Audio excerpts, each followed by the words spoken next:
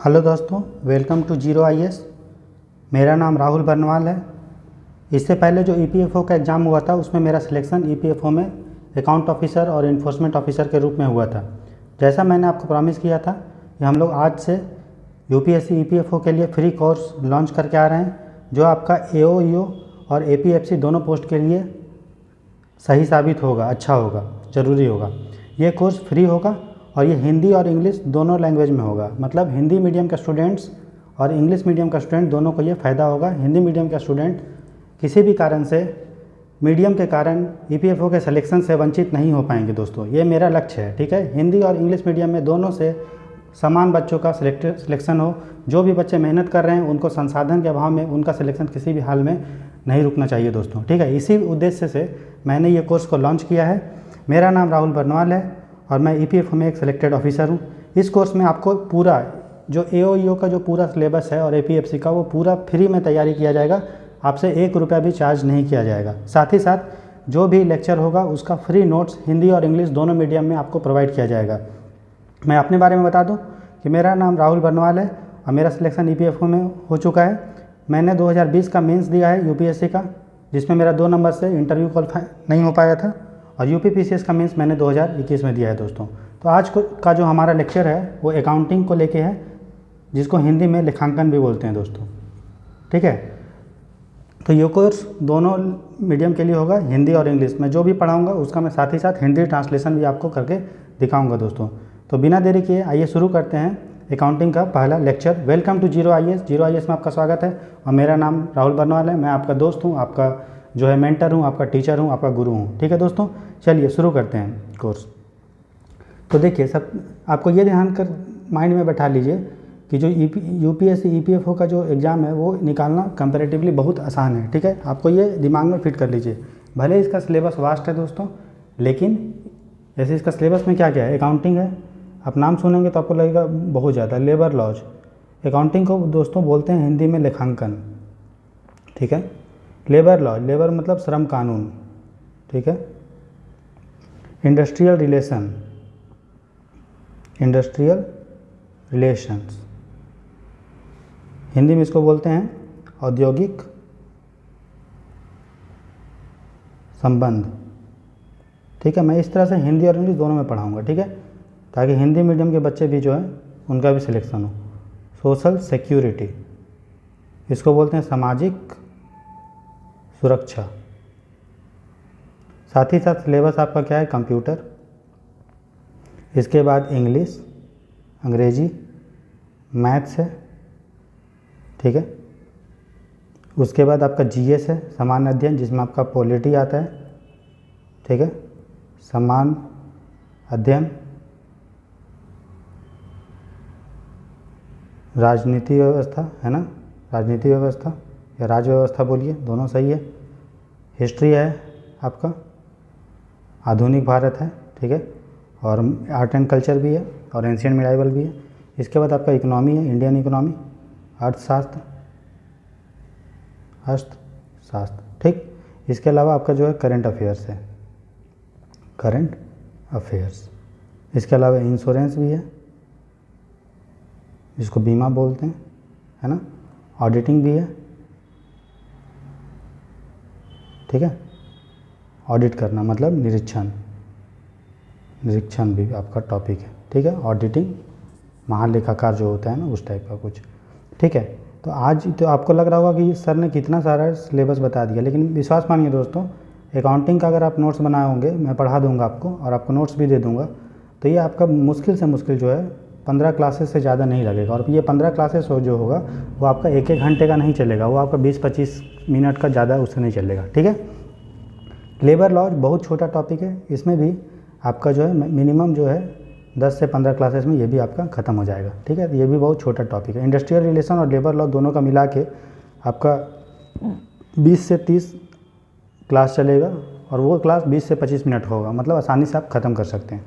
Social security, industrial relation और labour law, ये जो सामाजिक सुरक्षा हो, औद्योगिक संबंध हो या श्रम कानून, तीनों का मिला के हम लोग को 20, 25, 30 लेक्चर लगेगा, उससे ज़्यादा नहीं लगेगा। कंप्यूटर के लिए मात्र 4 से 5 जो है लेक्चर मैं पढ़ा दूंगा। इंग्लिश के लिए आपको मतलब थोड़ा थोड़ा मैं करके हल्का हल्का डेली पढ़ाऊँगा इंग्लिश। ठीक है, देखेंगे उसको बाद में। अभी हम मेरा जो मकसद है दोस्तों, जिससे मैक्सिमम क्वेश्चन आता है, अकाउंटिंग से आपका आएगा 15 से 20 क्वेश्चन, ठीक है। और लेबर लॉ, इंडस्ट्रियल रिलेशन, श्रम कानून, औद्योगिक संबंध और सामाजिक सुरक्षा, इन तीनों से आपका आएगा कम से कम 15 से 25 क्वेश्चन। तो ये जो दोनों पोर्शन है उससे आपका 40 क्वेश्चन आता है, जिसे हमें टारगेट करना है, ठीक है। मैथ्स को मैं या तो किसी का लिंक भेज दूंगा किसी चैनल का, है ना, या तो आपको सोर्सेज बता दूंगा, और इंग्लिश के लिए इंपॉर्टेंट टॉपिक्स को आपको एक बार मैं रिवाइज करवा दूंगा, ठीक है। तो इन दोनों का भी हम लोग जो है मिनिमम मैक्सिमम 10 से 15 क्लासेस लेंगे और उसी में आपको मोटा मोटा अच्छे से बता दूंगा, जिससे क्वेश्चंस आते हैं। हमें पूरा इंग्लिश को पढ़ के एमए नहीं करना है, हमें एग्ज़ाम को क्वालिफाई करना है, ठीक है। और मेरा चूँकि सिलेक्शन ईपीएफओ में हो चुका है, तो मुझे पता है कि कितना पढ़ना होता है, हमें पीएचडी नहीं करना है। इसलिए मैं जो भी पढ़ाऊँगा वो ही टू द पॉइंट पढ़ाऊँगा, आपको समझाते हुए, कॉन्सेप्ट देते हुए पढ़ाऊँगा, और वही पढ़ाऊँगा जिससे एग्जाम में यूपीएससी पूछता है। मुझे आपके दिमाग में कचड़ा नहीं भरना है, ठीक है। हमें आपको पूरा एकदम सटीक तैयारी करना है, जिससे आपका सफलता सुनिश्चित हो, आपकी सक्सेस इंश्योर हो, वही मेरा लक्ष्य है, ठीक है। इसीलिए मैंने इस चैनल को शुरू किया है, क्योंकि मार्केट में दुनिया भर का चैनल है जो आपको कचड़ा भरा रहा है और वो उसके लिए पैसे भी चार्ज कर रहे हैं, ठीक है। ये एकदम गलत बात है दोस्तों, ठीक है। आप नॉलेज बांटिए, लेकिन आप कमाने के हिसाब से नॉलेज मत बांटिए, ठीक है। आप लोगों का सर्विस कीजिए, सेवा क्षेत्र है ना यूपीएससी, ठीक है। तो जीएस में सामान्य अध्ययन में हम पॉलिटी पढ़ेंगे, और जिसको राज्य व्यवस्था बोलते हैं, जिसका सोर्स है लक्ष्मीकांत। हिस्ट्री के लिए इतिहास, इकोनॉमी, अर्थशास्त्र। तो इस ऑलरेडी हम हमारे चैनल पे जो जीरो आईएएस का चैनल है, जिसका लिंक मैं डिस्क्रिप्शन बॉक्स में दे दूंगा, साथ ही साथ यूट्यूब का भी चैनल है जिसका लिंक मैं डिस्क्रिप्शन बॉक्स में दे दूंगा। उसमें जीएस की कंप्लीट तैयारी हो रही है दोस्तों, और डेली 50 क्वेश्चंस का डिस्कशन हो रहा है, हिंदी और इंग्लिश दोनों में। दोनों मीडियम के स्टूडेंट के लिए ये उपयोगी होगा। तो जीएस की तैयारी उससे आपकी कंप्लीट हो जाएगी। और ईपीएफओ का मैंने कोर्स जो लॉन्च किया है, इससे आपका ईपीएफओ का जो सिलेबस है, accounting, labour law, social security, computer science, English, maths, ये आपका कंप्लीट हो जाएगा। तो आप दोनों का तैयारी एकदम साथ साथ कर सकते हैं। जीएस का मेरे चैनल पे आ रहा है, और जीरो आईएएस के ही चैनल पे, जो भी मेरा चैनल है, उस पर आपका ईपीएफओ का फ्री कोर्स लॉन्च किया जा रहा है आज से। आज हमारा पहला लेक्चर है अकाउंटिंग लेखांकन का, ठीक है। इंश्योरेंस, इसमें आपको 4 से 5 क्लास ज़्यादा नहीं लेगा। और करंट अफेयर के लिए मैं आपको जो है लास्ट में, अभी करंट अफेयर करने का मतलब नहीं है, लास्ट के जब एक से 1.5 महीना रहेगा तो उसमें हम लोग करंट अफेयर रिवाइज कर लेंगे। वो बहुत करना आसान है, 15 दिन या 20 दिन लगेगा, 1 घंटे का, तो कंप्लीट हो जाएगा, ठीक है। ऑडिटिंग के लिए भी 4 से 5 दिन। तो ये सब जो है छोटे छोटे टॉपिक है, इंश्योरेंस और ऑडिटिंग। मेन हमारा जो टॉपिक है दोस्तों, वो है आपका लेखांकन, अकाउंटिंग, लेबर लॉ, श्रम कानून, इंडस्ट्रियल रिलेशन, औद्योगिक संबंध और सोशल सिक्योरिटी, सामाजिक सुरक्षा। इनसे जो है 40-50 क्वेश्चन जो आता है दोस्तों। कंप्यूटर से आपका 4 से 5 क्वेश्चन आएगा, इंग्लिश से आपका 20 क्वेश्चन आएगा, मैथ से भी 20 क्वेश्चन। तो इसको जो है मैं किसी का लिंक बता दूंगा। मैथ्स तो आप प्रैक्टिस करते हैं, RS अग्रवाल की बुक आती है बेसिक न्यूमरेसी की, ठीक है, बेसिक न्यूमरेसी, और रीजनिंग की एक बुक आती है ना, तो उसे हम कर सकते हैं, ठीक है। इंग्लिश के लिए मैं आपको लास्ट में जो है बता दूंगा। अभी थोड़ा थोड़ा आप इंग्लिश जो है पढ़ते रहिए। कोई भी अगर आपके पास ग्रामर की बुक हो या एसएससी का कोई भी बुक हो, तो आप उसको लाइए और खुद से थोड़ा थोड़ा पढ़ते रहिए, ठीक है। जीएस के लिए आप पूरी तरह से मेरे चैनल पर डिपेंड हो सकते हैं, सामान्य अध्ययन पे, जहाँ मैं डेली 50 क्वेश्चन डिस्कस कर रहा हूँ डेली, और आपको पता चलेगा किस तरह से क्वेश्चन को अटेम्प्ट करते हैं और क्वेश्चन को सॉल्व करते हैं दोस्तों, ठीक है, और ऑप्शन को कैसे एलिमिनेट करते हैं। तो ठीक है, आइए बिना देरी किए शुरू करते हैं आज का पहला लेक्चर, जो है अकाउंटिंग, ठीक है, और लेखांकन। दोस्तों मैं जो भी पढ़ाऊँगा उसका फ्री PDF आपको टेलीग्राम चैनल पे दे दूँगा, हिंदी और इंग्लिश में, ठीक। तो देखिए अकाउंटिंग या लेखांकन क्या होता है, ठीक। तो आपको पता है, आपको इतने टर्म सुना भी होगा। अकाउंट कहाँ पे सुना है, तो बैंक अकाउंट सुने हैं। तो बैंक अकाउंट में आपका क्या होता है, बैंक खाता में, अकाउंट मतलब खाता होता है या लेखा होता है, लेख, ठीक। तो खाते में क्या होता है, पैसा कितना आपने जमा किया वो आ जाता है, पैसा आपने कितना निकाला वो आता है। तो बैंक भी एक तरह का अकाउंट मेंटेन कर रहा है, जिसको बैंक अकाउंट बोलते हैं, ठीक है। सेविंग अकाउंट, करेंट अकाउंट, है ना, चालू खाता या बचत खाता। उसी तरह घर में भी जो आपने देखा होगा कि जैसे कि आप सामान लेने जाते हैं, तो दुकानदार भी एक खाता मेंटेन करता है, अकाउंट मेंटेन करता है, जिसमें लिखता है मैंने चावल 25 किलो बेचा इतना, है ना, चावल बेचा, राइस तो 15 kg बेचा तो इतना रुपया लिया, दाल पल्सेस इतना kg बेचा इतना रुपया, फिर मैंने ये बेचा कस्टमर को, और वो किसी से ख़रीदा भी होगा, तो यहाँ लिख देगा चावल ख़रीदा कितना, तो 50 kg इतना रुपया। तो ये भी जो है एक तरह का अकाउंट ही मेंटेन कर रहा है, ठीक है ना। तो उसी को हम लोग क्या बोलते हैं, अकाउंटिंग या लेखांकन, ठीक। तो देखिए, तो कोई भी जो बिजनेस होता है, ठीक है, कोई भी बिजनेस होता है जो व्यापार करता है, वो ट्रांजैक्शन करेगा दोस्तों। ट्रांजैक्शन को हिंदी में बोलते हैं लेन देन करेगा, पैसा लेगा, सामान लेगा और सामान बेचेगा, है ना। तो जो ट्रांजैक्शन करता है दोस्तों, तो वो किसका करता है? मान लो कोई सामान बेच रहा है, गुड्स, कोई सामान बेच रहा है या कोई सर्विस बेच रहा है, सर्विस सेवा बेच रहा है, जैसे शिक्षा या हेल्थ सर्विस बेच रहा है। तो कोई भी बिजनेस जो ट्रांजैक्शन करता है दोस्तों, वो या तो सामान का करेगा या तो सर्विस का करेगा, सेवा का, जो लेन देन करता है कोई भी व्यापार। तो इसी को हम लोग बोलते हैं अकाउंटिंग। ठीक है, कोई भी जो ट्रांजैक्शन होता है जो बिजनेस से रिलेटेड है, व्यापार से रिलेटेड है, उसी ट्रांजैक्शन को हम लोग, जो रिकॉर्डिंग होता है उसी को हम लोग क्या बोलते हैं? अकाउंटिंग। अकाउंटिंग मतलब लेखांकन। तो जो अकाउंटिंग में दोस्तों प्रोसेस होता है, ठीक है, उस प्रोसेस को याद करने का लिए एक छोटा सा ट्रिक है, IM, ठीक है, RCSAC। ठीक है, सिंपल है, आपको तुरंत याद हो जाएगा। आई का मतलब दोस्तों आइडेंटिफाई। कोई भी हम लेन देन करते हैं तो उसको हम लोग सबसे पहले क्या करेंगे? पहचान करेंगे। पहचान ये करेंगे कि क्या वो लेन देन बिजनेस से रिलेटेड था कि नहीं। मैं आपको सब बताऊंगा पूरा। M मतलब मेजर। मेजर मतलब होता है मापन। ठीक है, फिर क्या होगा? R मतलब रिकॉर्डिंग।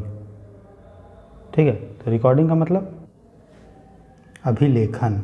क्या होता है रिकॉर्डिंग? मतलब अभिलेखन। फिर C का मतलब क्या होता है? क्लासिफिकेशन। क्या होता है दोस्तों?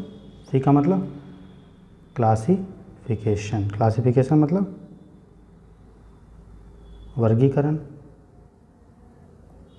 उसके बाद हमारा S क्या था? S मतलब समरी। S मतलब समरी। मतलब समरी मतलब समरी मतलब छोटा करना। छोटा का मतलब सारांश। ठीक है, समरी। उसके बाद ए मतलब क्या था? एनालिसिस। समरी के बाद क्या आया? ए मतलब एनालिसिस। एनालिसिस मतलब परीक्षण। ठीक है, और सी लास्ट में क्या था? सी था। तो सी का मतलब क्या होता है? कम्युनिकेटिंग। इसको हिंदी में क्या बोलते हैं? संप्रेषण। ठीक है दोस्तों, देखिए तो ये क्या मैं बता रहा हूँ, जो अकाउंटिंग होता है, ठीक है, क्या होता है? बिजनेस का जो ट्रांजैक्शन होता है उसका लेन देन का हम लोग रिकॉर्ड करते हैं और पूरा प्रोसेस मेंटेन करते हैं।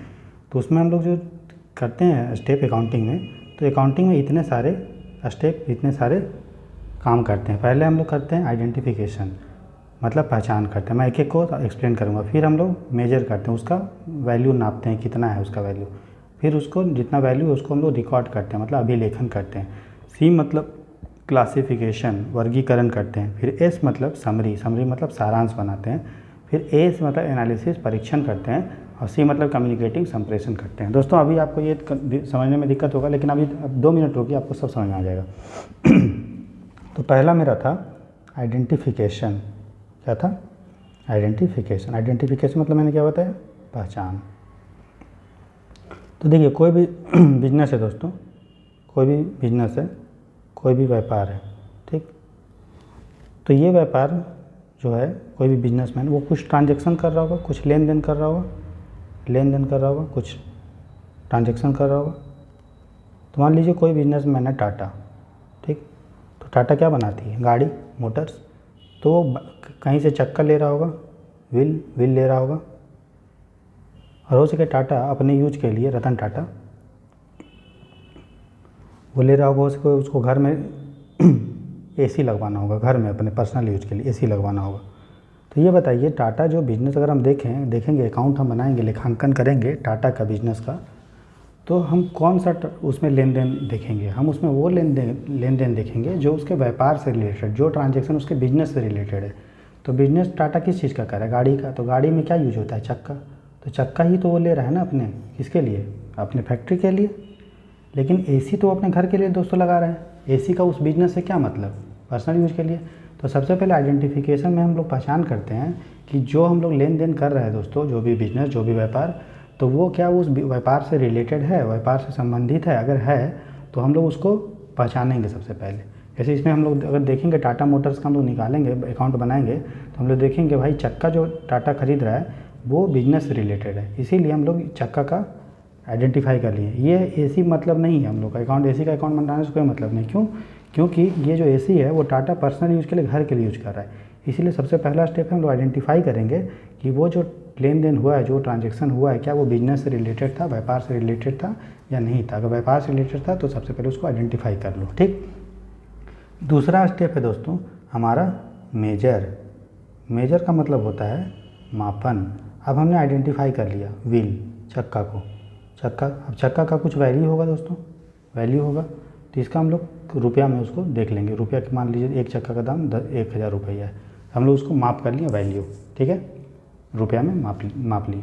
तीसरा है वैल्यू माप लिए, तो अब तीसरा स्टेप है आर से, हमने पढ़ा था ना IMR CSAC, आइडेंटिफाई कर लिया, पहचान लिए, मेजर कर लिए, माप कर लिए। आर माने रिकॉर्ड।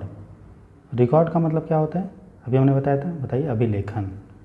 अभिलेखन, तो देखिए जो टाटा है दोस्तों वो क्या बना रहा है, गाड़ी बना रही है। तो टाटा जब गाड़ी बना रहा है तो क्या वो एक गाड़ी बना रहा होगा, नहीं, बहुत सारा गाड़ी बना रहा होगा, मल्टीपल गाड़ी। तो उसका जो बनाने का जो फैक्ट्री होगा या जो उसको खर्चा निकाल रहा होगा जो आदमी, तो वो कितना चीज़ याद करेगा कि अभी मान लीजिए 100 चक्का मंगाया, फिर अगले दिन फिर 100 मंगाया, 100 मंगाया, 100 मंगाया, तो वो तो पागल हो जाएगा याद कर करके। इससे बढ़िया ये होगा कि कोई वो किताब में अपना पूरा डेटा को लिख दे कि भाई मैंने 10 तारीख को 1000 चक्का मंगवाया, ठीक है, 20 तारीख को इतना चक्का मंगवाया, ठीक।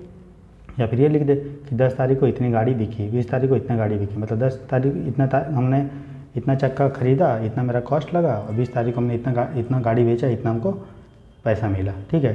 तो रिकॉर्ड क्या होता है, जितना भी हम लोग ट्रांजैक्शन को सबसे पहले पहचान लिए, आइडेंटिफाई कर लिए, फिर उसका वैल्यू देख लिए, मापन किए, फिर हम लोग उसको रिकॉर्ड करते हैं, अभिलेखन करते हैं। तो वो एक बुक में करते हैं, जिस तरह आप नोट्स बनाते हैं तो कोई बुक में बनाते हैं, है ना। तो अकाउंटिंग जब हम लोग लेखांकन करते हैं तो जो हम लोग रिकॉर्ड मेंटेन करते हैं, जिसमें हम लोग लिखते हैं, उसको रिकॉर्ड को हम लोग उस बुक को हम लोग बोलते हैं दोस्तों जर्नल। क्या बोलते हैं, जर्नल। क्या बोलते हैं, जर्नल, ठीक है। इस बुक को क्या बोलते हैं, जर्नल। तो जिसमें हम लोग बिजनेस से रिलेटेड जो लेन देन को रिकॉर्ड करते हैं, अभिलेखन करते हैं, उस बुक को हम लोग जर्नल बोलते हैं। उसमें एक बुक होता है, ऐसा करके कोई बुक किताब होगा, उसमें हम लिख देंगे भाई कि हम 10 तारीख को इतना चक्का खरीदे, मेरा खर्चा इतना हुआ, 20 तारीख को मैंने इतना गाड़ी बेचा, हमको इतना पैसा मिला। तो ये लिख देते हैं डेट के हिसाब से। जिस तरह जो दुकानदार के पास जो आप जाते होंगे तो जो आपको मान लो कोई उधार लेता है तो वो लिखते रहता है कि 10 तारीख को इतना चावल गया, इतना तुम खरीदे चावल, इतना दाल लिए, इतना ये।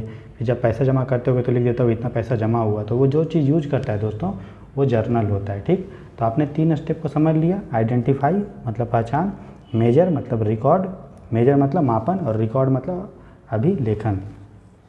अगला है हम लोग का क्लासीफाई, क्लासिफिकेशन। क्लासिफिकेशन को हम लोग बोलते हैं हिंदी में वर्गीकरण, ठीक। तो हम लोग क्या करते हैं, वर्गीकरण करते हैं किस चीज़ का, जो भी लेन देन हुआ। तो देखिए मान लीजिए अब कोई मालिक है फैक्ट्री का, ठीक है, वो बोला कि भाई मुझे दिखाओ तो थोड़ा कि कितना हमने खरीदा सामान, कितना हम सामान खरीदे और कितना गाड़ी बेचे।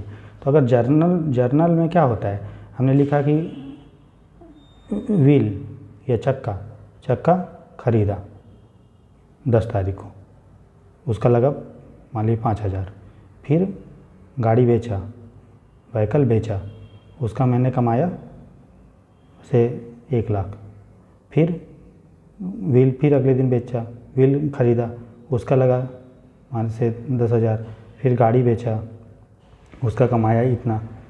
मतलब ये कमा रहा है, मतलब पैसा इसमें आ रहा है, माइनस मतलब मैं ये दिखा रहा हूँ कि उससे पैसा जा रहा है। व्हील खरीदेगा तो खर्चा होगा, गाड़ी बेचेगा टाटा तो प्लस होगा। तो व्हील खरीदा तो नेगेटिव, फिर इसमें गाड़ी बेचा तो पॉजिटिव। तो इसी तरह अगर कोई आदमी बोले, फैक्ट्री का मालिक, हमको दिखाओ कि जो है तुम जो है कितना तुम खर्चा किए, कितना तुम गाड़ी खरीदे और कितना तुम गाड़ी बेचे, कितना मतलब हमको पैसा मिला और कितना चक्का तुम बेच दिए। तो वो जर्नल अगर ला के दिखा देगा कि बस सर हमने जो है इस तारीख को इतना खरीदा, इस तारीख को इतना, इस तारीख को, तो वो पागल नहीं हो जाएगा, वो तो कन्फ्यूज हो जाएगा, यार तुम लिखे हो कि इसमें बेच भी रहे हैं, खरीद रहे, बेच रहे हैं। मुझे एग्जैक्ट बताओ भाई कि तुम जो है इतना, अभी हमारा टोटल हम लोग कितना रुपया खर्चा किए, ठीक है। अब तुम मतलब ये बोल रहा हूँ क्या वो पूछेगा फैक्ट्री का मालिक कि भैया हमको सिर्फ इतना बता दो कि हम लोग जो है कैसे पैसा खर्च किए हैं और हम लोग कितना जो है वो किए हैं, क्या किए हैं, गाड़ी बेचे हैं तो कितना हमको पैसा मिला, ठीक है, और कितना हम लोग जो है खर्च किए हैं किस पे, चक्के पे। हमको क्लासीफाई करके बता दो, हमको वर्गीकरण करके दोनों को बता दो, हमें मिक्स करके मत दिखाओ कि खरीद भी रहा है बेच भी रहा है, खरीद भी रहा है बेच भी रहा है, खरीद रहा है बेच रहा है, तो उससे तो हम नहीं कुछ आइडिया लगा पाएंगे। तो हमको तुम क्लासीफाई करके दिखा दो। एक तरफ तुम लिख दो कि इतना रुपया हमको खर्चा हुआ चक्का खरीदने में, एक्सपेंडिचर हुआ हमारा, और हम लोग जो बेचे हैं क्या, गाड़ी, ठीक है, गाड़ी, तो हमको कितना पैसा आया और कितना पैसा गया, हमको एक जगह लिख के दिखा दो कि ये एक तरफ लिख दो तुम पूरा खर्चा, कि हम लोग को चक्का बेचें, चक्का खरीदे तो कितना हमारा खर्चा हुआ, व्हील बेचे तो, और गाड़ी खरीदे तो कितना हमारा क्या हुआ, प्रॉफिट हुआ। चक्का बेचने पे क्या, चक्का खरीदने पे क्या हमारा खर्चा, और गाड़ी बेचने पे क्या फ़ायदा। ठीक, एक तरह हमने लिख के इस तरह दिखा दो। तो इसको वर्गीकरण कर दो कि जो जर्नल में था उसको तुम 2 पार्ट में डिवाइड कर दो, एक में खर्चा दिखा दो और एक में हम लोग को सेल्स दिखा दो, हम लोग को जो पैसा कमाए हैं वो दिखा दो। ठीक है, तो इसको बोलते हैं क्लासिफिकेशन, वर्गीकरण। तो जो वर्गीकरण करते हैं दोस्तों वो करते हैं लेजर में, लिखते हैं LEDGER, लेडजर, लेकिन पढ़ते हैं लेजर। ठीक, तो ये देखिए जर्नल में हम लोग जनरल चीज़ लिख दी है, एक ही साथ पूरा लिख दिया कि जितना पैसा एक ही साथ, चाहे वो बिक रहा है या खरीद रहा है। ठीक, लेकिन वर्गीकरण में हम लोग क्या करते हैं, जो चीज़ बिक रहा है, मतलब जहाँ से हमसे पैसा आ रहा है उसको एक तरफ लिख देते हैं, और जहाँ हमने पैसा दिया उसको दूसरे तरफ लिख देते हैं। तो जो बुक में लिखते हैं उस बुक को लेजर बोलते हैं, और उस प्रोसेस को क्या बोलते हैं, क्लासिफिकेशन। ठीक है, तो दोस्तों हमने पढ़ लिया आइडेंटिफिकेशन, मापन हमने पढ़ लिया। उसके बाद हमने किया मेजर, आइडेंटिफिकेशन में पहचान किया, मेजर में मापन किया, रिकॉर्ड में अभिलेखन किया, फिर हमने क्लासीफाई किया, वर्गीकरण। अब जो अगला था वो था समरी, समरी माने सारांश। तो देखिए हमने जर्नल बनाया था जिसमें हम लोग रिकॉर्ड किए थे ये, और लेजर में हमने क्लासीफाई किया, वर्गीकरण किया। तो अब लेजर में क्या है, एक तरफ लिखा हुआ है कि कितना जो है कब कब हमारा खर्चा हुआ, और कब हमारा प्रॉफिट हुआ, मतलब हम लोग पैसा कमाए। कोई आदमी पूछे ये बताओ कि अभी के डेट में टोटल खर्चा तुम्हारा कितना है, टोटल खर्चा, हमको एक डेट का नहीं बताओ कि अभी सर हमने ये खरीदा, ये बेचा, हमें टोटल करके बता दो कि भैया ये जो आपने खर्चा किया है उसका टोटल कितना है, 5 लाख है कि कितना है, और जितना हमने बेचा है उसका जो है तुम मुझे पैसा बता दो कि हमने कितना हमने पैसा कमाए। तो हमको तुम समरी बताओ, हम लोग को क्या बताओ, समरी बताओ। समरी मतलब क्या होता है, सारांश बताओ। ठीक, तो उसी को हम लोग क्या बोलते हैं दोस्तों, समराइजिंग, जिसमें हम लोग क्या करते हैं, टोटल कर देते हैं, बस क्या कर देते हैं, कुल कर देते हैं, कुल मतलब सारांश कर दिए कि कितना हमारा सेल हुआ, टोटल जोड़ दिया, कितना बेचे और कितना खरीदे। ठीक है, तो क्या हो गया, उसको समराइज बोलते हैं। ठीक है, तो इस प्रोसेस को क्या बोलते हैं दोस्तों, समराइजिंग या सारांश। तो जो हम लोग सारांश बनाते हैं मतलब क्या कि टोटल का हम लोग दिखा देते हैं, कितना हम लोगों ने कुल करते हैं कि हम लोग कितना कमाए हैं और कितना हम लोग को खर्चा हुआ, उसका कुल कर देते हैं, किसका कितना अर्निंग हुआ है और कितना हमारा कॉस्ट हुआ है। ठीक है, सेल और परचेज। तो हम लोग जिसमें बनाते हैं, समराइज करते हैं, सारांश बनाते हैं, वो 2-3 किताब में बनाते हैं, उसका नाम आपको याद रखना है। एक किताब है ट्रायल बैलेंस, दोस्तों इसको हिंदी में भी ट्रायल बैलेंस ही बोलते हैं, ये याद रखिएगा, ट्रायल बैलेंस। ठीक, दूसरा होता है दोस्तों profit and loss account, profit and loss account मतलब प्रॉफिट में लाभ और हानि खाता, लाभ और हानि लेख या खाता। ठीक, और अगला बनाते हैं बैलेंस शीट। बैलेंस शीट को भी हिंदी में क्या बोलते हैं, बैलेंस शीट ही बोलते हैं, बैलेंस शीट। ठीक, तो देखिए हमने क्या पढ़ा था, हम लोग जो है रिकॉर्ड करते हैं मतलब अभिलेखन करते हैं, तो वो हम लोग किस में करते हैं बताइए, जर्नल में। फिर जब हम वर्गीकरण क्लासीफाई करते हैं तो वो किस में करते हैं, लेजर में। फिर जब हम लोग समरी करते हैं, समराइज करते हैं, सारांश बनाते हैं, तो उसके लिए 3 किताब यूज करते हैं। एक किताब का नाम है ट्रायल बैलेंस, ट्रायल बैलेंस हम लोग लिखते हैं, प्रॉफिट एंड लॉस अकाउंट, लाभ और हानि लेख लिखते हैं, बैलेंस शीट बनाते हैं, बुक में लिखते हैं। ठीक, तो आपने अभी तक पढ़ लिया है, आपने आइडेंटिफाई कर लिया, पहचान कर लिया, आपने मेजर, आपने माप लिया, आपने रिकॉर्ड कर लिया, अभिलेखन कर लिया, आपने उसके बाद क्या किया, क्लासीफाई किया। क्लासीफाई मतलब क्या बताया था, वर्गीकरण किया, क्लासीफाई किया। फिर आपने समरी किया, सारांश बनाया।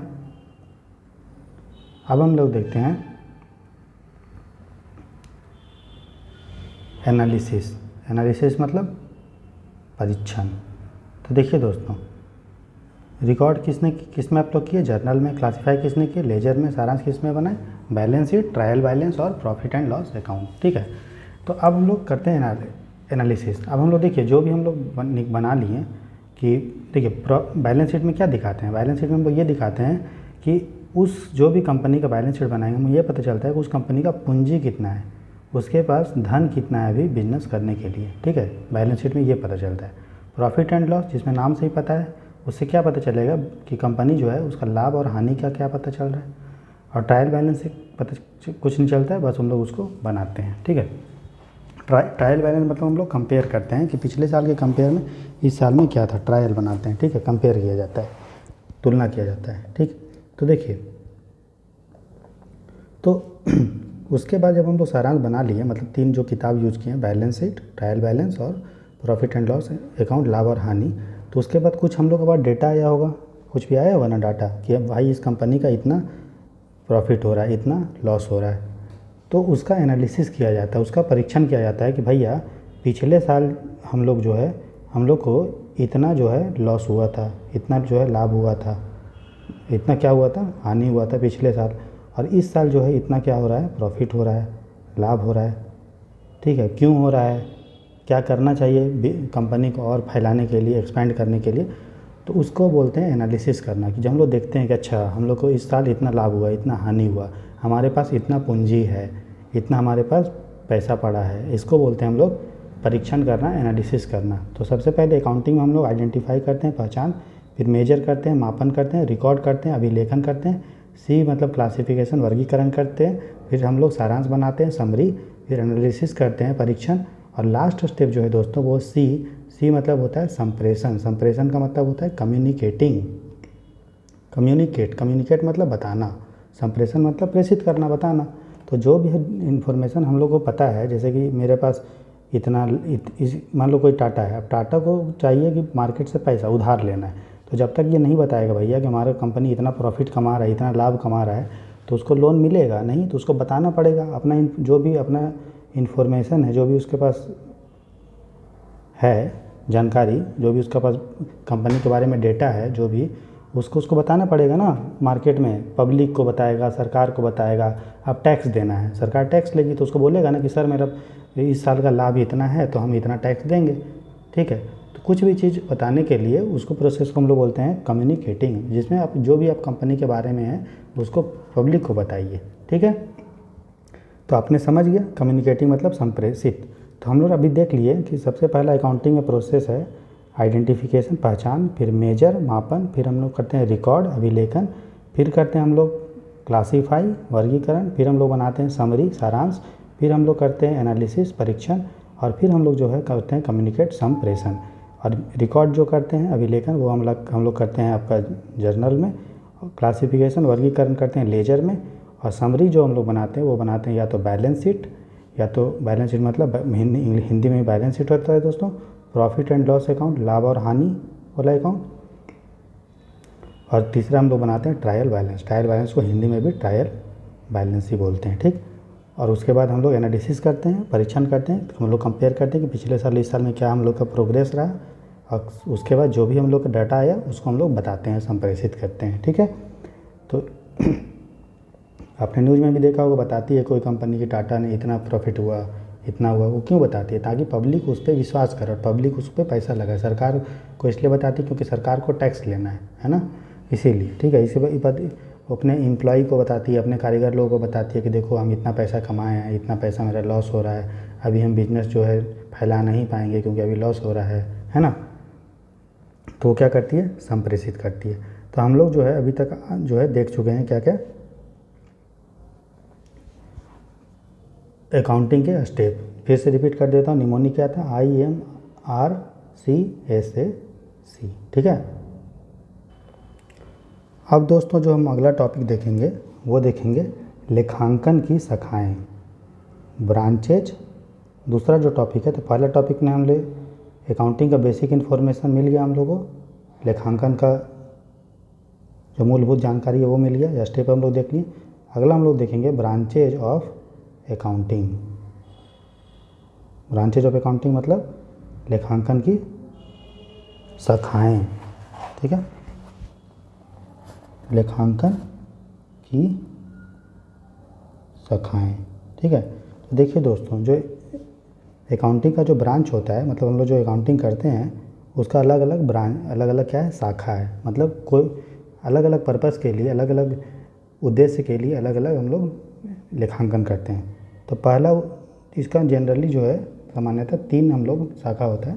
पहला है फाइनेंशियल अकाउंटिंग, अकाउंटिंग को मैं दोस्तों ANG करके लिख देता हूँ, ठीक है। दूसरा है कॉस्ट अकाउंटिंग, और तीसरा है मैनेजमेंट अकाउंटिंग, ठीक है, मैनेजमेंट अकाउंटिंग। मैनेजमेंट को MGMT लिख देते हैं और अकाउंटिंग को ANG लिख देते हैं, ठीक है। तो फाइनेंशियल अकाउंटिंग को हिंदी में दोस्तों बोलते हैं, फाइनेंशियल को हिंदी में क्या बोलते हैं, वित्तीय लेखांकन। कॉस्ट को क्या बोलते हैं, कॉस्ट को बोलते हैं बताइए लागत, क्या बोलते हैं, लागत, लागत लेखांकन, ठीक है। मैनेजमेंट अकाउंटिंग को बोलते हैं प्रबंध लेखांकन, ठीक है दोस्तों। तो जो ब्रांच होता है अकाउंटिंग का, मतलब किस पर्पस के लिए, किस उद्देश्य से हम लोग अकाउंटिंग लेखांकन करते हैं, उसके आधार पे 3 शाखा में, 3 ब्रांच में बांटा गया है। एक है फाइनेंशियल अकाउंटिंग मतलब वित्तीय लेखांकन, एक है कॉस्ट अकाउंटिंग लागत लेखांकन, और तीसरा है मैनेजमेंट अकाउंटिंग जिसको बोलते हैं हिंदी में प्रबंध लेखांकन। बहुत आसान है दोस्तों। तो जो हमारा वित्तीय लेखांकन है, इसको हम पहला नंबर देते हैं, इसको दूसरा, मतलब इसको A दे देते हैं दोस्तों, इसको B दे देते हैं और इसको C। तो A मतलब फाइनेंशियल अकाउंटिंग, ये क्या होता है, फाइनेंशियल नाम से पता है वित्तीय, वित्तीय में अकाउंटिंग में, फाइनेंशियल अकाउंटिंग वित्तीय लेखांकन में हम लोग सिर्फ और सिर्फ लाभ और हानि के उद्देश्य से हम लोग लेखांकन करते हैं। मतलब हमारा कितना लाभ है और कितना हानि, इसके लिए क्या होगा हम लोग देख लेंगे दोस्तों, हम लोग कितना बेचे हैं, कितना हम लोग का सेल हुआ है, और कितना हम लोग खरीद किए हैं, कितना चीज़ हम लोग कितना परचेज किए हैं। अगर हमारा सेल मतलब बेचे हैं ज़्यादा है, परचेज से मतलब ज़्यादा का बेचे हैं, कम खरीदे हैं, तो हमारा क्या होगा, लाभ होगा, प्रॉफिट होगा, है ना, प्रॉफिट होगा। और हानि कब होगा, जब हम लोग हमारा परचेज मतलब खरीद ज़्यादा है, किससे, बेचने से, सेल से, तो हमारा क्या होगा, हानि होगा, लॉस होगा, है ना। तो जो हम लोग जब फाइनेंशियल अकाउंटिंग करते हैं दोस्तों, जब A करते हैं मैंने फाइनेंशियल अकाउंटिंग या वित्तीय लेखांकन, तो सिर्फ और सिर्फ हम लोग लाभ और हानि के उद्देश्य से करते हैं। हम लोग ये देख लेते हैं भाई इस साल या कभी भी हमारा सेल कितना हुआ है, इस महीना या इस साल कितना हम लोग बेचे हैं और कितना हम लोग खरीदे हैं, मतलब परचेज किए हैं। अगर हमारा सेल जितना का बेचे हैं वो ज़्यादा होगा परचेज से, खरीद से, तो हमें लाभ होगा, तो उसी को हम लोग प्रॉफिट बोल देंगे। और परचेज होगा, जब परचेज ज़्यादा होगा बेचने से, सेल से, तो हमारा लॉस होगा, हानि होगा। तो इसी को फाइनेंशियल अकाउंटिंग में हम लोग क्या सिर्फ देखते हैं, लाभ और हानि। अब हम लोग देखते हैं, समझ गए दोस्तों आप इतना। अब दूसरा देखते हैं लागत लेखांकन, लागत कॉस्ट अकाउंटिंग। कॉस्ट अकाउंटिंग मतलब लागत लेखांकन, ठीक है। इसको हमने नंबर B दिया था, ठीक है। क्या नंबर दिया था इसको, B। तो कॉस्ट अकाउंटिंग नाम से ही पता चल रहा है। और लागत हम लोग ये देखते हैं कि किसी भी इसमें हम लोग अकाउंटिंग और लेखांकन इसलिए करते हैं, इसमें इस शाखा में हम लोग सिर्फ ये जानने के लिए करते हैं कि किसी भी चीज़ को बनाने के लिए हम लोग को कितना जो है खर्चा करना पड़ा, कितना लागत आया। जैसे मान लीजिए टाटा जो है, या सिंपल से लेते हैं एग्जांपल का, कोई माचिस बनाने वाली कंपनी है, तो उसके लिए उसको क्या चाहिए, थोड़ा सा बारूद चाहिए, और ये क्या चाहिए, डंडा चाहिए, लकड़ी, ठीक है, और उसको एक पैकेट चाहिए, यही चाहिए, और पैकेट में थोड़ा सा जो ये माचिस रगड़ने के लिए रहता है, यही चाहिए, और उसको ऊपर से कवर लगाना पड़ेगा जो उसका देखने में सुंदर लगेगा। तो लागत अकाउंटिंग हम लोग क्या देखते हैं कि भैया ये माचिस बनाने में कितना खर्चा हुआ, पूरा डब्बा ऊपर सब, उसी को हम लोग बोलते हैं लागत अकाउंटिंग। तो लागत लेखांकन, तो लागत लेखांकन में सिर्फ कंपनी किस पे फोकस करती है, सिर्फ कंपनी इस उद्देश्य से लेखांकन करती है, अकाउंटिंग करती है कि देखती है किसी चीज़ को बनाने में हमको कितना लागत पड़ा, बस उसी को हम लोग बोलते हैं लागत लेखांकन या कॉस्ट अकाउंटिंग। समझ गए दोस्तों, एकदम सिंपल। तीसरा है C। तो आपको इसी तरह से पढ़ाया जाएगा, एकदम देसी भाषा में। हमें आपको पीएचडी नहीं बनाना, मैं बोला ना, मेरा सिर्फ एक ही मकसद है, आपको ईपीएफओ में सिलेक्शन करवाना बस। मैंने भी सिलेक्शन पाया इसी तरह से पढ़ के, आपको भी मैं इसी तरह से पढ़ा के जो है सिलेक्शन दिलवाऊंगा, ठीक है। ये मेरा आपसे प्रॉमिस है, वचन है, ठीक है। बस आप कंटिन्यू मेरे साथ बने रहिए जब तक ईपीएफओ का पेपर नहीं होता है। फिर देखिए इसका कमाल इस लेक्चर का, ठीक है। आप खुद ही बोलेंगे सर राहुल सर आपने कितना अच्छा पढ़ाया, मैंने लगभग क्वेश्चन को सॉल्व कर दिया, ठीक है। आप खुद मुझे थैंक यू बोलने आएंगे फाइनल सिलेक्शन के बाद, ठीक है। तीसरा हम लोग देखते हैं दोस्तों ब्रांच, वो था आपका मैनेजमेंट अकाउंटिंग, है ना, या इसको हम लोग बोलते हैं प्रबंध लेखांकन। तो ये भी बहुत आसान है। देखिए हर कंपनी में कोई प्रबंधक होता है, मैनेजर होता है, तो उसको फैसला लेने के लिए कुछ इन्फॉर्मेशन चाहिए, कुछ जानकारी चाहिए। मान लो उसको है डिसाइड, उसको कोई कंपनी मान लीजिए कोई कंपनी है टी नाम का, टाटा। अब इसका जो मैनेजर है दोस्तों, प्रबंधक है, उसको फैसला लेना है अगले साल इसी बार कि भाई क्या हमको अगले साल इतना निवेश करना चाहिए, इतना हमको इन्वेस्टमेंट करना चाहिए, क्या हमको बिज़नेस को बढ़ाना चाहिए। तो उसके लिए वो जानकारी इकट्ठा करेगा ना कि भाई पिछले साल में हमको अभी प्रेजेंट सिचुएशन क्या है, अभी हमारे पास कितना पूंजी है, अभी हमारे पास कितना कैपिटल है, हमको हानि हो रहा है कि लाभ हो रहा है, इसका उसको जानकारी होना चाहिए। तो प्रबंध लेखांकन या मैनेजमेंट अकाउंटिंग में सिर्फ इस उद्देश्य से लेखांकन करते हैं कि जो प्रबंधक हो उसको वो सारा इन्फॉर्मेशन मिल जाए जिससे वो निर्णय ले पाए, जिससे वो क्या ले पाए, निर्णय। तो इस उद्देश्य से अगर लेखांकन किया जाए कि प्रबंधक को, जो मैनेजर को, वो हम लोग जानकारी वो जानकारी उसको मिल जाए जिससे उसको निर्णय लेने में सहूलियत हो, निर्णय लेने में क्या हो, आसानी, मतलब डिसीजन मेकिंग में क्या हो, आसानी हो, ठीक है। तो उसी ब्रांच को हम लोग बोलते हैं मैनेजमेंट अकाउंटिंग। इस तरह से दोस्तों हम लोग 3 ब्रांच के बारे में जाना, शाखा के बारे में लेखांकन का। एक है फाइनेंशियल अकाउंटिंग, वित्तीय लेखांकन, जिसमें हम लोग लाभ और हानि, प्रॉफिट और लॉस के उद्देश्य से, पर्पज़ से हम लोग जो अकाउंटिंग करते हैं। कॉस्ट अकाउंटिंग में हम लोग लागत के हिसाब से करते हैं, किसी चीज़ को बनाने में कॉस्ट कितना लगा, लागत कितना लगा। और मैनेजमेंट अकाउंटिंग में हम लोग प्रबंध अकाउंटिंग में लेखांकन इसलिए करते हैं क्योंकि मैनेजर को, जो प्रबंधक को फैसला लेने में, डिसीजन लेने में मदद मिल सके, सहूलियत हो, ठीक। तो इस तरह से हमारा दूसरा टॉपिक भी कंप्लीट हो गया। अब देखेंगे हम लोग तीसरा टॉपिक, ठीक है। अब हम लोग देखेंगे दोस्तों कि जो लेखांकन है, जो अकाउंटिंग है, उसका क्या क्या फ़ायदा है। यूपीएससी आपसे कुछ क्वेश्चन पूछ सकता है कि अकाउंटिंग के क्या क्या फ़ायदा है, ठीक है। ये आपको सुनने में बहुत आसानी लग रही है, लेकिन अगर आपको नहीं पता है तो आप ये गलत करके आएंगे, क्योंकि लेखांकन का, अकाउंटिंग का कुछ लिमिटेशन भी है, कुछ हम लोग लेखांकन से हम लोग पता नहीं कर पाएंगे। यूपीएससी आपको इस टाइप का दे देगा कि 4 ऑप्शन दे देगा, उसमें से 3 ऑप्शन तो उसका फ़ायदा होगा, लेकिन एक ऑप्शन जो होगा वो उसका लिमिटेशन होगा, वो उसका, हम लोग उससे लेखांकन से फ़ायदा नहीं होगा, वो उसका नुकसान होगा। तो आप सोचेंगे अरे ये तो आसान क्वेश्चन है, 1 2 3 4 सब मारो, लेकिन आपका फिर गलत हो जाएगा और आपका जो है 2.5 मार्क्स कट जाएगा, क्योंकि यूपीएससी में जो ईपीएफओ में उसके एक क्वेश्चन 2.5 नंबर का होता है, ठीक। टोटल आपके 120 क्वेश्चन आएंगे और 300 नंबर का पेपर आपका होगा, ठीक है, ईपीएफओ में। तो लेखांकन, तो हम लोग जो टॉपिक देखेंगे वो देखेंगे अकाउंटिंग। अब हम अकाउंटिंग को ANG ऐसा लिखूँगा, ताकि आपको लंबा मुझे ना लिखना पड़े और आपको भी सहूलियत हो। अकाउंटिंग इसको ऐसे लिखेंगे, ठीक। तो लेखांकन हम देखेंगे अकाउंटिंग का फ़ायदा, ठीक है, मतलब एडवांटेज। क्या देख रहे हैं दोस्तों, एडवांटेज, ठीक है। तो देखिए पहला एडवांटेज क्या है हमने अभी पढ़ा कि जो डिसीजन लेने में मदद करता है मैनेजमेंट को, तो निर्णय लेने में मदद, ठीक है, डिसीजन मेकिंग में, ठीक है, डिसीजन मेकिंग में मदद करता है। अभी हम लोग देखें ऊपर कि और कौन सा अकाउंटिंग वो था, मैनेजमेंट अकाउंटिंग, प्रबंध लेखांकन। फिर क्या हमने देखा कि इससे हम लोग लाभ और हानि निकाल सकते हैं, हानि और लाभ निकल सकता है, तो ये भी लेखांकन का फायदा है। मान लो हमें जानना है कि टाटा कंपनी का क्या लाभ है इस समय और क्या हानि है, तो आराम से पता चल जाएगा, है ना। उसके लिए हम लोग जो करते हैं वो हम लोग करते हैं फाइनेंशियल अकाउंटिंग, है ना। फाइनेंशियल अकाउंटिंग करते हैं मतलब वित्तीय लेखांकन करते हैं, ये भी फ़ायदा है अकाउंटिंग का। तीसरा फ़ायदा है कि इससे हम लोग को फाइनेंशियल पोजीशन पता चल जाता है कंपनी का। फाइनेंशियल पोजीशन का मतलब वित्तीय स्थिति।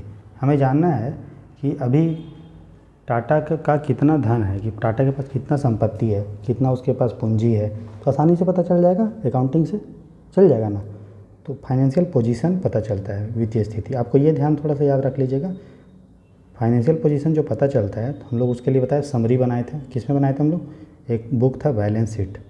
तो आपको ये ध्यान देना है कि हम लोग को किसी भी कंपनी का अगर वित्तीय स्थिति, फाइनेंशियल पोजीशन जानना है, तो हमको लोग उसका जब बैलेंस शीट देखेंगे तो आसानी से पता चल जाएगा, ठीक है। और हानि और लाभ जानना है तो हमने भी बताया था, प्रॉफिट एंड लॉस अकाउंट बनाएंगे, प्रॉफिट और लॉस खाता से हम लोग हानि और लाभ पता चल जाएगा, जिसको हम लोग फाइनेंशियल या वित्तीय लेखांकन बोलते हैं। फाइनेंशियल पोजीशन जानना है तो हम लोग बैलेंस शीट बनाते हैं, है कि नहीं। और क्या फ़ायदा है अकाउंटिंग का, कि इससे आपको याद नहीं रखना पड़ता है, याद रखना नहीं पड़ता, मेमोरी आपको नहीं, आपको कितना चीज़ याद रखेंगे। हमने सब चीज़ क्या बुक में लिख दिया, जर्नल में लिखा, लेजर में क्लासीफाई वर्गीकरण कर दिया, समरी कर दिया, आपका जो है बैलेंस शीट और ट्रायल बैलेंस और प्रॉफिट एंड लॉस अकाउंट में, तो आप याद नहीं रखेंगे। क्योंकि एक टाटा खाली एक गाड़ी थोड़ी बना रही है, वो तो मल्टीपल बना रही है, असंख्य करोड़ों बना रही है। तो इसीलिए उसको हम लोग क्या करते हैं,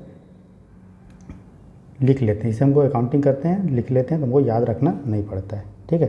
तो ये था अकाउंटिंग का फ़ायदा। अब देखिए अकाउंटिंग का क्या लिमिटेशन है, लिमिटेशंस ऑफ अकाउंटिंग, ठीक। लेखांकन का, समझ लीजिए लेखांकन की सीमाएं या लेखांकन की बाधाएं। मतलब क्या लेखांकन से हमें पता नहीं चलता है, या अकाउंटिंग का क्या लिमिटेशंस हैं। तो देखिए, तो जो अकाउंटिंग होता है, जो लेखांकन होता है, वो आपका एग्जैक्ट पूरा नहीं होता है, फुल एग्जैक्ट नहीं होता है, मतलब पूरी तरह से सही नहीं होता है, पूरी तरह से सही नहीं होता है, ठीक है। क्यों? क्योंकि अकाउंटिंग में बहुत सारा चीज़ हम लोग अनुमान करते हैं, बहुत सारा, ठीक है, एस्टिमेट करते हैं। जब किसी चीज़ को हम अनुमानित करेंगे तो वो सही होगा क्या? नहीं। जैसे हमने अनुमान किया, मान लीजिए कि आज बारिश होगी, तो कोई ज़रूरी है बारिश हो ही जाता है? हम लोग तो बादल देख के, लेकिन हो सके कि बादल उड़ के हवा उसको ले गई होगी। तो जब हम लोग ये मालूम नहीं कर सकते, तो हम लोग कंपनी कितना आगे प्रोग्रेस करेगी, कितना उसको फ़ायदा होगा, ये भी मालूम नहीं कर सकते, है ना। जैसे कि कोई कंपनी है, ये मालूम करेगी कि यार अगले साल जो है हमको इतना प्रॉफिट करवाना है, इसीलिए हम इतना सारा मशीन ख़रीद लेंगे। तो लेकिन मशीन से हो सके प्रोडक्शन उतना नहीं हो, तो जो है उससे उतना नहीं फ़ायदा होगा, है ना। लेकिन मशीन का वैल्यू जोड़ देने से तो खर्च बढ़ गया हमारा। तो खर्च जब बढ़ जाएगा तो क्या दिखेगा कि इस कंपनी का खर्चा बहुत है यार और प्रॉफिट बहुत कम। लेकिन ये देखिए, वो कंपनी जो है, वो सामान जो बनाए वो तो मार्केट में बिका ही नहीं। तो इसमें मशीन का जो है अकाउंटिंग का लिमिटेशन हो गया कि उस जब उससे हमको फ़ायदा हुआ ही नहीं, तो हम उसको रिकॉर्ड क्यों किए, हम उसको लिखें क्यों जर्नल और लेजर में, ये सब, है ना। ये हमारा अकाउंटिंग का लिमिटेशन है कि ये पूरी तरह से सही नहीं होता, क्योंकि ये अनुमान पे आधारित होता है कभी कभी, ठीक। दूसरा कि जो अकाउंटिंग होता है दोस्तों, लेखांकन होता है, वो क्वालिटेटिव चीज़ को नहीं नापता है, क्वालिटेटिव का मापन नहीं करता है। मतलब ये गुणात्मक चीज़ को गुणात्मक मापन नहीं करता है। कहने क्या मतलब है, ये देखिए, मान लीजिए आप देख रहे हैं, आप खर्चा निकाल रहे हैं, आप अपनी कंपनी का खर्चा कितना है, मतलब आपका एक्सपेंडिचर देख रहे हैं, ठीक है। तो आपके पास दो लोग हैं, एक राम है और एक कोई भी, मान लीजिए कोई सोहन है, ठीक है।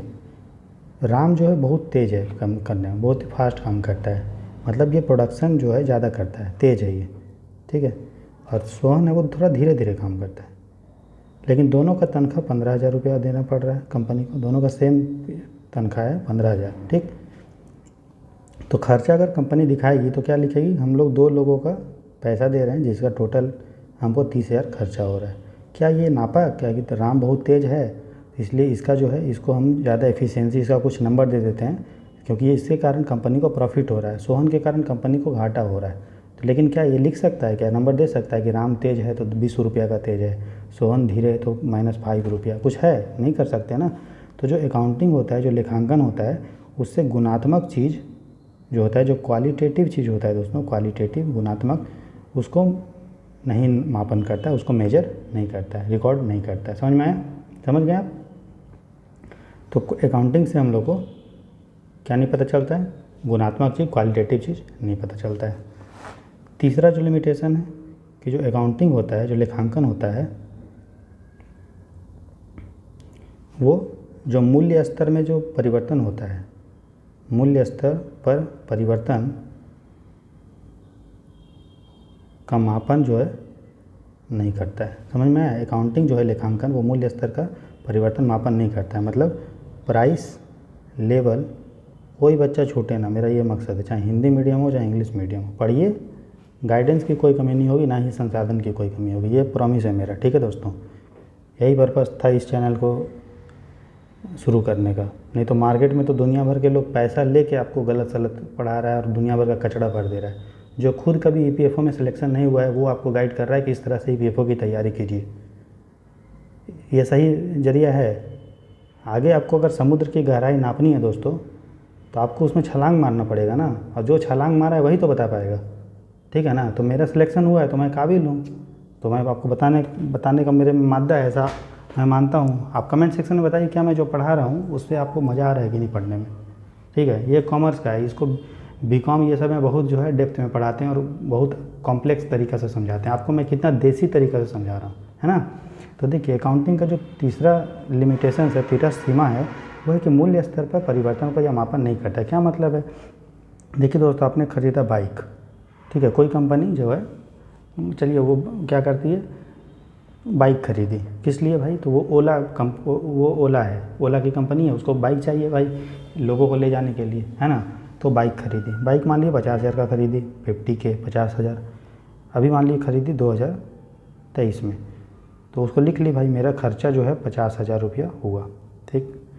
अच्छा, अगले साल अगले साल क्या, वही 6 महीना के बाद ये जो बाइक है, क्या उसका रेट 50,000 रहेगा? नहीं, उसका तो रेट कम होते जाएगा, 40,000 30,000। लेकिन जब कंपनी अपना बनाएगी, लेखांकन करेगी अकाउंटिंग, तो वो क्या लिखेगी भाई, 2023 में मेरा जो खर्चा हुआ है वो हुआ है 50,000। अब खर्चा ये जो शुरू में जितना इसको लगा खरीदने में बस वही, लेकिन इसका वैल्यू क्या अभी भी 50,000 है क्या? नहीं। तो इसके कारण जो हम लोग इन्फॉर्मेशन मिलेगा वो गलत मिलेगा, क्योंकि आपको पता है हमको अगर लाभ निकालना है तो हम क्या करेंगे, लाभ बराबर होता है कमाई मतलब सेल माइनस खपत, खपत मतलब परचेज। तो कोई कंपनी का निकाल रही है 2023 का खर्चा, तो बाइक तो वो शुरू में ही खरीद ली दोस्तों, लेकिन उसका क्या रेट जो है 2023 में हमेशा 50,000 रहा का? नहीं, लेकिन वो खपत में घटाएगी यार 50,000। लेकिन क्या ये 50,000 का बाइक पूरा साल के अंत तक था? नहीं था, उसका रेट तो घट रहा था।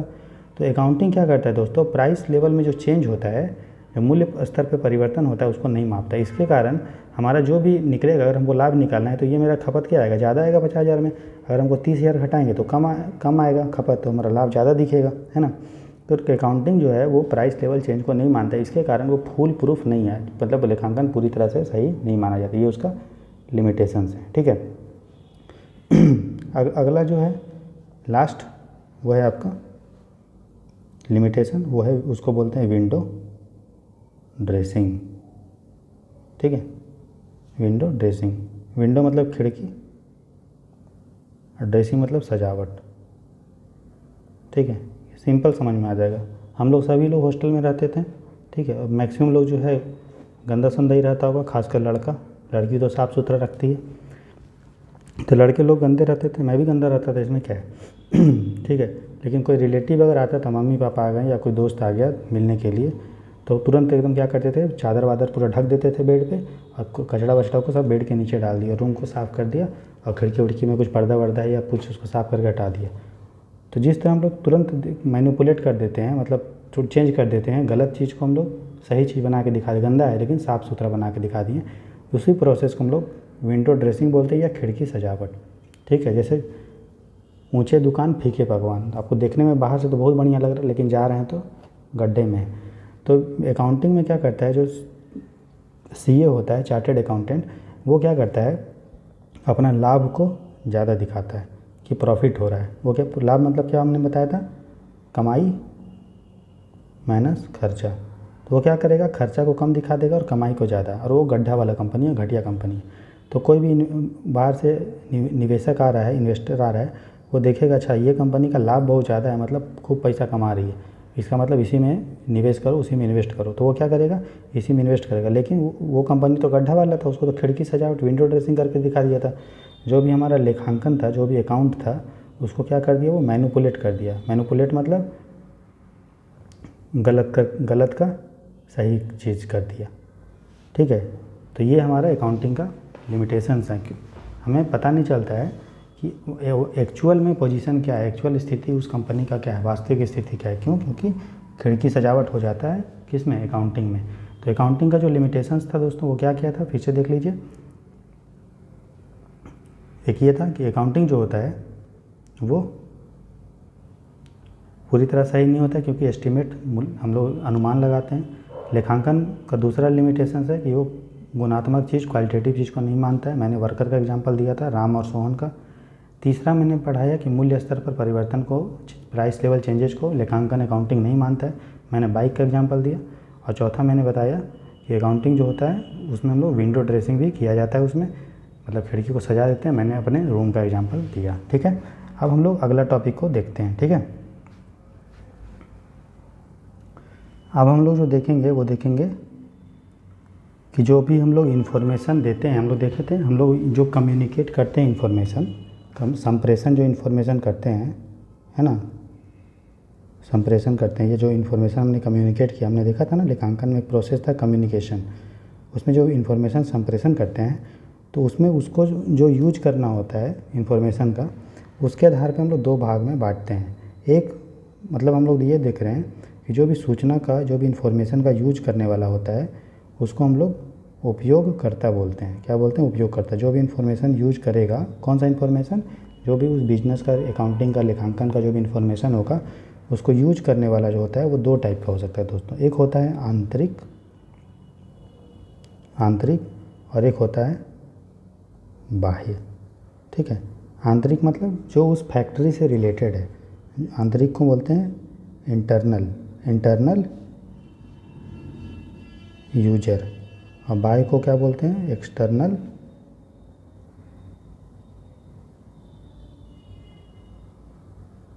यूजर। तो जो कम्युनिकेशन हम लोग करते हैं, जो भी इंफॉर्मेशन देते हैं लेखांकन का, उसमें उपयोगकर्ता दो टाइप का हो सकता है यूजर। एक होता है इंटरनल यूजर और दूसरा होता है एक्सटर्नल यूजर। बाह्य उपयोगकर्ता और दूसरा अंतः उपयोगकर्ता, ठीक है। तो सिंपल है, बहुत आसान है। आंतरिक मतलब इंटरनल। कौन होगा इंटरनल? जो उस कंपनी से जुड़ा हुआ है, जो उस कंपनी से जुड़ा हुआ है, ठीक है, मतलब लिंक है कंपनी से, ठीक। तो उसमें देखिए दोस्तों, उसमें कौन कौन सा आएगा? उसमें आपका उस कंपनी का सीईओ आएगा, मुख्य कार्यकारी, है ना। उसका मैनेजर आएगा, प्रबंधक, ठीक है। उसके बाद जितना उसका जो प्रोडक्शन जो करता होगा, प्रोडक्शन मैनेजर, प्रोडक्शन जो भी यूनिट होगा वो सब आएगा, है ना। उसके बाद जो भी उसका स्टोर होगा, कोई भी कंपनी कुछ प्रोड्यूस करेगी तो प्रोडक्शन यूनिट में जो जो काम करता होगा, ठीक है, उत्पाद वाला यूनिट में उत्पादक, है ना। स्टोर, जहाँ पे वो सामान स्टोर होता हो, किसी कंपनी में कुछ बनाता होगा तो स्टोर करता होगा, तो स्टोरेज वाले के को भी इन्फॉर्मेशन चाहिए कि कितना हमारे पास जो है स्टोर करने का स्पेस है, कितना हमारे पास गाड़ी आएगा, कितना सेल होगा, कितना बिकेगा, कितना आएगा, ये सब पता होना चाहिए ना। तो अकाउंटिंग का इन्फॉर्मेशन उसको भी। तो याद रखिएगा, जो लोग कंपनी से जुड़े हुए हैं डायरेक्टली, चाहे प्रोडक्शन से या उसको ऊपर मॉनिटर कर रहा है सीईओ, ये सब, ठीक है, सीईओ हो गया, उसका मैनेजर हो गया, उसको हम लोग आंतरिक यूजर बोलते हैं, ठीक है। बाकी इसके अलावा जो भी बचे उसको हम लोग बोलते हैं बाह्य यूजर, ठीक है, बाह्य या एक्सटर्नल। उसको क्यों इन्फॉर्मेशन चाहिए किसी कंपनी का, अकाउंटिंग लेखांकन जानकारी उसको क्यों चाहिए? तो एक तो इन्वेस्टर है, इन्वेस्टर को चाहिए, निवेशक देखेगा ना कि कितना प्रॉफिट हो रहा है, कितना लॉस हो रहा है। तो क्या निवेशक उस कंपनी से जुड़ा है क्या? नहीं, अभी कहाँ जुड़ा है, वो तो अभी बाद में जुड़ेगा ना, निवेश करेगा उसमें। तो निवेशक क्या है? बाह्य है, ठीक है। उसके बाद जो ऋणदाता है, ऋणदाता क्या वो कंपनी में काम करता है? नहीं। तो याद रखिएगा, कंपनी से जुड़ना मतलब काम करना, इतना आपको याद रखिए, वो कंपनी में काम कर रहा है क्या, ठीक है। उसके बाद कोई ऋणदाता, ऋणदाता मतलब लोन जो दे रहा है, लोन गिवर, जैसे बैंक हो गया, है ना, ये हो गया। उसके अलावा कोई नियामक एजेंसी मतलब रेगुलेटर हो, जैसे आरबीआई हो या सेबी हो, security and exchange board of India, ये सब क्या करती है, रेगुलेट करती है। या सरकार हो, सरकार भी रेगुलेट करती है टैक्स वैक्स लेके, है कि नहीं। इसके अलावा कोई श्रम संगठन हो, क्या श्रम संगठन कंपनी से जुड़ा है क्या, नहीं, लेबर ऑर्गेनाइजेशन है ना, वो भी कंपनी जुड़ा नहीं है, कंपनी से वर्कर जुड़ा हुआ है, लेबर ऑर्गेनाइजेशन थोड़ी जुड़ा हुआ है ना। इसके अलावा ग्राहक, कस्टमर क्या भी, कस्टमर भी बाहर से कंपनी से थोड़ी जुड़ा हुआ, कंपनी में थोड़ी काम करता है कस्टमर, ग्राहक। तो ये सब सारे जो लोग हैं दोस्तों, वो हैं बाह्य यूजर। तो यूजर को हम लोग जो कम्युनिकेशन हम लोग करते हैं, संप्रेषण, उसके आधार पे यूजर को दो भाग में बांटते हैं उपयोगकर्ता को। एक होता है आंतरिक, जो उस कंपनी में काम करता है, इसको इंटरनल यूजर बोलते हैं, जिसका एग्जांपल आपका सीईओ हो गया, मुख्य कार्यकारी, मैनेजर, प्रबंधक, प्रोडक्शन यूनिट मतलब जो प्रोडक्शन यूनिट में काम करता होगा, स्टोर यूनिट जहाँ पे स्टोर होता है वो सामान। बाह्य में जो उस कंपनी से में काम नहीं करता, जैसे इन्वेस्टर काम नहीं करता है, ऋणदाता जो बैंक हो गया, नियामक रेगुलेटर, सेबी, आरबीआई, गवर्नमेंट, श्रम संगठन, लेबर ऑर्गेनाइजेशन, कस्टमर, ग्राहक। तो इस तरह से दोस्तों हम लोगों ने आज जो है अकाउंटिंग का पहला लेक्चर किया, ठीक है। सबसे पहले हम लोगों ने अकाउंटिंग के बारे में देखा, उसके बाद जिसमें हम लोग 7 स्टेप के बारे में देखे, अकाउंटिंग क्या होता है बेसिक मैंने समझाया, फिर 7 स्टेप के बारे में डिटेल में आपको बताया एग्जाम्पल के साथ, ठीक है। फिर जर्नल क्या होता है, लेजर, ये सब आपको बारे में बताया, मापन क्या होता है, वर्गीकरण कैसे करते हैं, सारांश कैसे बताते हैं, समरी कैसे करते हैं, हिंदी और इंग्लिश दोनों में आपको अच्छे से समझाते जा रहा हूँ।